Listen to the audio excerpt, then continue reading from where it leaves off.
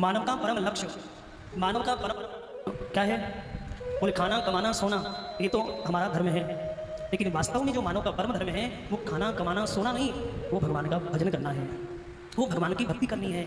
क्योंकि जितने भी तुमने काम गिनाए हैं, खाना कमाना सोना, ये सारे काम पशु योनियों से हो जाते हैं, जीव जंतुओं से भी हो रहे हैं। और केवल भगवान का भजन, केवल भगवान की भक्ति ऐसा कार्य है जो पशुओं से नहीं होता है, केवल ये कार्य मानवों से ही हो पाता है। सुंदर तिलक लगाना ये पशुओं का काम नहीं है, पशु चाहेंगे भी तो भी तिलक बोलो ना नहीं लगा पाएंगे। माला झोली में हाथ देकर के माला का जप करना ये पशुओं का काम नहीं है, ये मानवों का काम है। सुबह जल्दी से स्नान करके मंदिर जाना, मंदिर पूजा करना ये पशुओं का काम नहीं है, ये मानवों का काम है। क्योंकि ये अधिकार पशुओं को नहीं दिया भगवान ने, ये अधिकार मानवों को दिया है। ठाकुर जी का सुंदर श्रृंगार करना, ठाकुर जी की आरती उतारना, ठाकुर जी को रबड़ी रसगुल्ले का भोग लगाना, ये अधिकार केवल मानवों को है, पशुओं को नहीं है। इसलिए मानव और पशुओं में यही भेद है, पशु सारे काम कर सकते हैं सिवाय भगवान के भजन के। तो यही मानव का परम धर्म है। सभी पुंसाम परो धर्मो यतो भक्ति दोक्षजे। और बोले भक्ति कैसी होए? बोले भक्ति अहेतुकी वाली होए। अहेतुकी का मतलब है बिना हेतु वाली, हेतु मानी कारण, बिना कारण वाली भक्ति, बिना कामना वाली भक्ति, बिना स्वार्थ वाली भक्ति, निष्काम भक्ति। निष्काम भक्ति का मतलब कोई कामना ना हो भक्ति के बदले में। हम पूजा करें, हम पाठ करें, हम जप करें, तप करें, कथा सुने, सत्संग सुने, और उसके पीछे हमारा लक्ष्य भगवत प्राप्ति हो। संसार की सुख सुविधाएं ना हो, संसार के सुखों को बटोरना ना हो, संसार की कोई लौकिक कामना ना हो। यदि भाव कामना का जगह तो फिर वो भक्ति भक्ति नहीं रह जाती है, फिर वो सौदा बन जाता है, फिर वो व्यापार हो जाता है, क्योंकि व्यापार में लेन देन चलता है। ये लो और ये दो। हम लोग भक्ति के बदले में कई बार अपनी मांगने की जो डायरी है वो भगवान के सामने रख देते हैं। तो भगवान कहते हैं कि ये भक्ति श्रेष्ठ नहीं है। श्रेष्ठ भक्ति वो है जिसमें कोई कामना ना हो। अप्रतिहताम, और निष्काम भक्ति के साथ साथ अप्रतिहता मानी नॉन स्टॉप वाली भक्ति, अखंड भक्ति होनी चाहिए। बोले भक्ति में रुकावट नहीं हो, ये 2-4 दिन भक्ति की और फिर छोड़ दी भक्ति, फिर दुनिया के काम में लग गए, फिर याद आया ओ कथा हो रही है चलो, फिर 7 दिन के लिए जुड़ गए और फिर वही। ऐसा नहीं होना चाहिए। मैंने देखा है कई लोगों को गुरुजी से दीक्षा लेते हैं, गुरुजी से मंत्र ले लेते हैं, बढ़िया नए शौक में 2-4 दिन तो बढ़िया माला जपते हैं और बस फिर वही 84 के चक्कर में। गुरुजी ने कहा है ना सुबह शाम जपना है, बस दिन भर भूल जाना है भगवान को। गुरुजी ने ये नहीं कहा कि माला लेकर के सुबह शाम बैठना, गुरुजी ने मंत्र दिया है और यही कहा था कि उठते बैठते खाते पीते सोते जागते इस महामंत्र को अथवा मेरे गोविंद के नाम को गाते रहना, भूलना मत। बस ये माला को एक विधि के रूप में बताई थी, एक नियम बनाया था कि आप सुबह शाम बैठेंगे तो धीरे धीरे अभ्यास हो जाएगा। राम राम जपेंगे तो फिर माला छूटने के बाद भी उठते बैठते खाते पीते सोते जागते राम राम ही निकलेगा। लेकिन हम लोगों ने उसको अपना पक्का नियम कर लिया कि सुबह शाम ही जपना है, दिन भर भूल जाना है।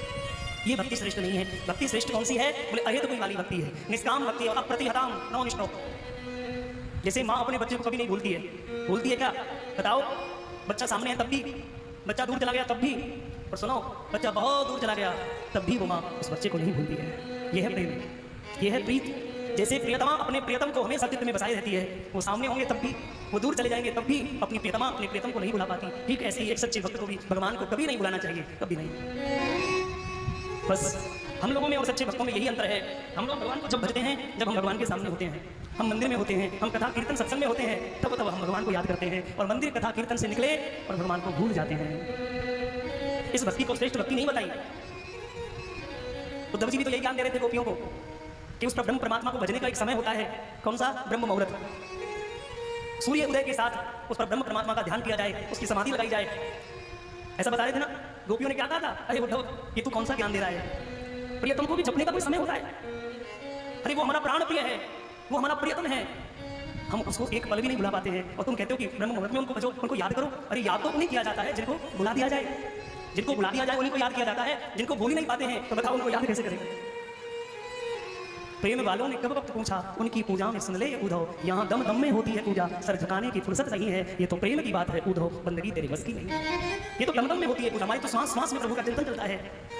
कहाँ से लाएं वो समय अलग से जो ब्रह्म मुहूर्त में उस पर ब्रह्म को जपे, क्योंकि ये उतरती है चढ़ती है मस्ती, हकीकत में मस्ती नहीं है। उतरने चढ़ने वाली मस्ती मस्ती नहीं है, उतरने चढ़ने वाली मस्ती भक्ति नहीं है, वो तो अधूरी भक्ति है। अप्रतिहताम नॉन स्टॉप अखंड भक्ति, शाश्वत भक्ति। प्रश्न भी तो यही है, कृष्णम प्राप्ति कर्म शाश्वत। शाश्वत यानी अखंड भक्ति, भक्ति में रुकावट नहीं होनी चाहिए। यही मानव का परम धर्म है। दूसरा प्रश्न, सबसे बड़ा भगवान कौन सा है? तो भैया ना कोई भगवान बड़ा है ना कोई भगवान छोटा है। ये तो हमारी नजरें हैं, ये तो हमारा भाव है कि हम किसको बड़ा बना देते हैं और किसको छोटे रूप में देख लेते हैं। भगवान तो एक ही है, उन्हीं एक भगवान के अनेक रूप है, अनेक स्वरूप है, अनेक नाम है, अनेक लीला धाम है। बस जिसको जो भाए वो उसी को प्राप्त कर लेता है, उसी को जपना शुरू कर देता है, उसके लिए वही श्रेष्ठ हो जाता है। पर ऐसा नहीं कि जिनका हम जप नहीं कर रहे, जिनकी पूजा पाठ नहीं कर रहे, उनका कोई महत्व नहीं है। उनका भी महत्व है, उनके लिए जो उनको मानते हैं। इसलिए भगवान में भेदभाव नहीं रखना चाहिए, ऊंच नीच नहीं रखनी चाहिए, अच्छा बुरा भाव नहीं रखना चाहिए। एकम सद विप्रा गौरावरंती ब्रह्मेति परमात्मेति, भगवान एक ही सत्य थे। उस एक ही परम तत्व ईश्वर को तत्ववेत्ता अनेक अनेक नाम से जानते हैं, अनेक अनेक नाम से जानते हैं। जैसे आदमी घर में एक होता है, प्रेम से बुला दिलाते, घर में आदमी एक होता है चंगीलाल, लेकिन उसी चंगीलाल के कितने रूप, कितने नाम, कितने स्वरूप बदल जाते हैं। कोई उन्हीं को अपने ताऊ जी के नाम से जानता है, कोई उन्हीं को अपने चाचा जी के नाम से पुकारता है, कोई उन्हीं को भाई के रूप में, कोई उन्हीं को ससुर जी के रूप में, कोई उन्हीं को पति के रूप में, देवर के रूप में, जेठ के रूप में। आदमी एक ही है चंगीलाल, लेकिन उसके नाम, उसके रूप अनेक हो गए। समझ रहे हैं आप? जैसे घर में एक आदमी का अलग अलग समय पर, अलग अलग परिस्थिति पर, अलग अलग व्यक्ति के सामने अलग अलग रूप प्रकट हो जाते हैं, नाम प्रकट हो जाते हैं, पर वो होता एक ही है। ऐसे ही भगवान भी एक ही है, पर नाम रूप अनेक हो जाते हैं। आप समझे मेरी बात को?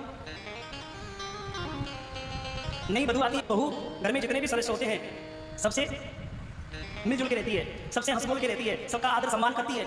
सच बताना, घर में नई बहू आती है तो सबसे आदर भाव के साथ रहती है, सबके सम्मान के साथ जो है अपना समय निकालती है, सबका सम्मान करती है। पर बताना, उस बहू के हृदय में जो जगह अपने पति की होती है, क्या वो जगह घर के और किसी सदस्य के लिए हो पाती है? मान सम्मान सबका करती है, ये जेठ जी हैं, ये जेठानी जी हैं, ये देवर जी हैं, ये देवरानी जी हैं, ये सास है, ये ससुर है, सबका सम्मान करती है, पर अपने पति का स्थान उसके हृदय में अलग से होता है। ठीक है? ऐसे ही भगवान अनेक हैं, नाम रूप लीला धाम अलग अलग है भगवान के। पर भैया, जैसे नई वधू के लिए पति सबसे अलग होता है, ऐसे ही आपका भी अपना इष्ट सबसे अलग होता है। राम श्याम हनुमान शिव दुर्गा ठाकुर है, सबको प्रणाम करते चलो, सबको सम्मान देते चलो, सबका आदर भाव रखते चलो। पर अपना जो इष्ट है, जिसको आप मानते हैं, जिसकी जगह आपके हृदय में बनी है, जिनके द्वारा आप उनके चरणों में आकर्षित हुए हैं, बस उनकी जगह स्पेशल रखो, अलग से रखो, अलग से रखो। क्योंकि सब तो एक ही है, पर अपना इष्ट सबसे अलग है। जैसे भाप, बर्फ और पानी में कोई भेद नहीं है, भाप भी पानी से बनती है, बर्फ भी पानी से और पानी भी पानी से। जैसे भाप, बर्फ और पानी में कोई भेद नहीं है, ऐसे राम श्याम हनुमान दुर्गा शिव में कोई भेद नहीं है, सब एक ही। जिसको जैसा स्वरूप भाता है उसके लिए वही सर्वश्रेष्ठ है, जो अपने लिए श्रेष्ठ है वही अपने लिए सर्वश्रेष्ठ है, जो प्राप्त है वही पर्याप्त है। बस ये भाव आप अपने हृदय में बसाएं, तभी अपना कल्याण हो सकता है। कुछ लोग ऐसे भी हैं जो अपनी कामना की पूर्ति के लिए भगवान बदलते रहते हैं, ऐसा नहीं, भगवान कभी नहीं बदलने चाहिए। प्रणाम करते चलो, पूजा करते चलो बस, और अपना भाव अपने भगवान के चरणों में पूर्ण रूप से बनाए रखो। ना कोई भगवान छोटा है, ना कोई भगवान बड़ा है। तीसरा प्रश्न है, भगवान का नाम वेदों में अजन्मा है, वास्तव में भगवान अजन्मा ही है? ये तो हमारी भ्रांति है, ये तो हमारी भूल है कि हम भगवान को जन्मा मान लेते हैं। भगवान कभी जन्म लेते हैं, भगवान तो प्रकट होते हैं, भगवान तो अवतार लेते हैं। तो कितने अवतार हुए भगवान के? और अवतार का मतलब क्या है? तो बोले अवतार का मतलब है उतर के आना। भगवान उतर के आते हैं, इसी को अवतार कहते हैं। कहाँ से उतर के आते हैं? और उतर के आने का मतलब है प्रकट होना। कब प्रकट होते हैं? बोले प्रेम से प्रकट हुए भगवान। हरि व्यापक सर्वत्र समाना, ठाकुर जी सब जगह विद्यमान है, सब जगह व्याप्त है। पर प्रकट कब होते हैं? जब प्रेम ठाकुर जी के प्रति पूर्ण हो जाए, अन्य भाव से भगवान प्रकट होते हैं। तो कब कितने अवतार लिए भगवान ने? बोले ठाकुर जी के अवतार का कोई अंत नहीं है, कोई संख्या नहीं है भगवान के अवतार की। कितनी बार अवतार लेते हैं भगवान? हरि अनंत, हरि कथा अनंता। बस लक्ष्य भगवान का आने का एक ही है, अपने भक्तों के प्राणों की रक्षा करना, अपने भक्तों को खुश रखना, अपने भक्तों की प्रसन्नता के लिए ठाकुर जी अवतार लेते हैं। विशेष और कोई कारण नहीं है भगवान का। कोई कहता है कि भगवान राक्षसों को मारने के लिए आए, रावण, कुंभकर्ण, कंस इत्यादि राक्षसों को मारने के लिए भगवान आते हैं। नहीं नहीं, ऐसा नहीं है। अरे प्रकृति विलास सृष्टि लय हुई, जिनकी प्रकृति टेढ़ी होने मात्र से पूरी पृथ्वी का पहिया घूम जाता है। प्रकृति विलास सृष्टि लय हुई, पूरी सृष्टि का लय हो जाए, क्या उसको यहाँ आकर के रावण को मारने की जरूरत पड़ेगी? वो चाहे तो चुटकी भर में पूरी दुनिया को समाप्त कर सकते हैं, चुटकी भर में, प्रकृति टेढ़ी करने मात्र से। तो बताओ क्या आवश्यकता पड़ी उनको ये सब लीला करने की? वहीं से बैठे बैठे कल्याण कर देते रावण का। लेकिन नहीं, राक्षसों के लिए भगवान नहीं आते हैं, भगवान तो भक्तों की प्रसन्नता के लिए आते हैं, भगवान तो भक्तों को खुशी प्रदान करने के लिए आते हैं, भगवान तो भक्तों के लिए आते हैं। इसलिए महाराज एक बार नहीं, जब जब भक्त ने पुकारा तब मेरा भगवान अलग अलग रूप में आया। अब पता नहीं कब कौन कैसा भक्त कब पुकार दे। सुनो, यहाँ भी भगवान आए हैं, ये भी भगवान का अवतार है। आपने पुकारा ना कि आओ प्रभु आओ, तो भागवत के रूप में यदि भगवान आए हैं तो ये भी तो ठाकुर जी का भागवत अवतार है। यहाँ एक एक शब्द, एक एक अक्षर, एक एक नाम ठाकुर जी के लिए जा रहे हैं। गिनती करना साथ में कितने अवतार होंगे भगवान के?